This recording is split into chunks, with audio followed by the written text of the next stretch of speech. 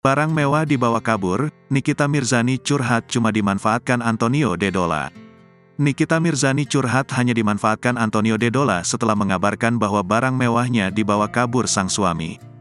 Walaupun diam-diam sudah menikah siri, Nikita Mirzani mendadak membuat kehebohan usai menyebut Antonio pergi meninggalkannya dan membawa serta beberapa barang mewah. Dituduh demikian, Antonio Dedola pun kemudian membantah. Bule Jerman ini lantas membeberkan sejumlah bukti yang dimilikinya untuk menepis tudingan pencuri. Melihat postingan Tony di media sosial, Nikita Mirzani mengaku tidak ingin menanggapi suaminya tersebut.